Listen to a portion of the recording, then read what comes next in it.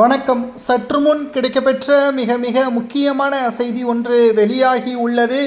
திராவிட முன்னேற்ற கழகத்தின் ஆட்சி அமைந்ததற்கு பிறகுதான் தமிழ்நாட்டில் கோவில் நிலங்கள் மற்றும் நகைகள், பணங்கள் தமிழ்நாட்டில் மிகவும் மோசமான முறையில் கையாடல் செய்வதாகவும், திமுகவின் மிக முக்கியமான துறையாக இருக்கக்கூடிய அறநிலைத்துறைகள் தற்பொழுது இருக்கக்கூடிய அமைச்சர் செய்த அட்டூழியங்கள் ஏராளம். தற்பொழுது 2 மாதங்கள் தான் ஆட்சி நீடிக்கக்கூடிய வகையில் தற்பொழுது கோவில்களுக்கு நன்மை செய்யும் விதமாக பல்வேறு அறிவிப்புகளையும் திமுக வெளியிடுகிறது.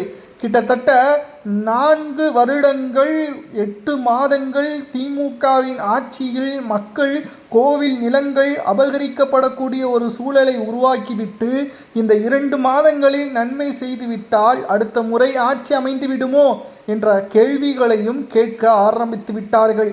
கிட்டத்தட்ட கோவில் நகைகள், பல கோடிகள் மதிப்பு கொண்ட நகைகள் தற்பொழுது கணக்கு காட்டப்படாமல் இருப்பதாகவும், இதனால் நிச்சயம் ஆட்சி மாற்றம் ஏற்பட்டால் அந்த துறை சார்ந்த அமைச்சர் நிச்சயம் இதற்கு பதில் கூற வேண்டும் என்ற தகவலும் தற்பொழுது கிடைக்கப்பெற்றுள்ளது.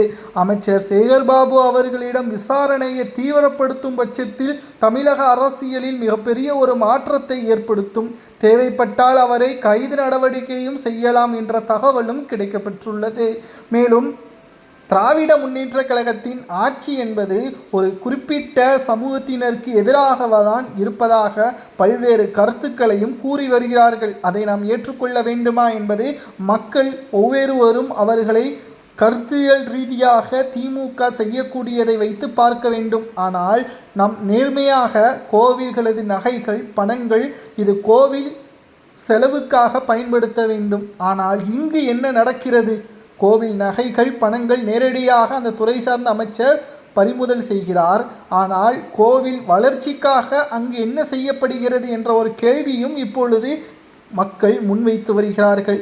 இந்த முறை நிச்சயம் KN நேரு மற்றும் அமைச்சர் பொன்முடி இவர்கள் மட்டுமல்ல, அமைச்சர் சேகர்பாபுவும் நிச்சயமாக மிகப்பெரிய ஒரு சிக்கலில் சிக்குவார் என்ற தகவலும் தற்பொழுது கிடைக்கப்பெற்றுள்ளது. 2026 சட்டசபை தேர்தல் நிச்சயம் அரசியல் வரலாற்றில் மிகப்பெரிய ஒரு திருப்புமுனையாக மாறும். கோவில் நகைகள் சேகர்பாபுவின் வீட்டில் பதுக்கி வைக்கப்பட்டிருப்பதாக தகவல்களும் தற்பொழுது கிடைக்கப்பெற்றுள்ளது.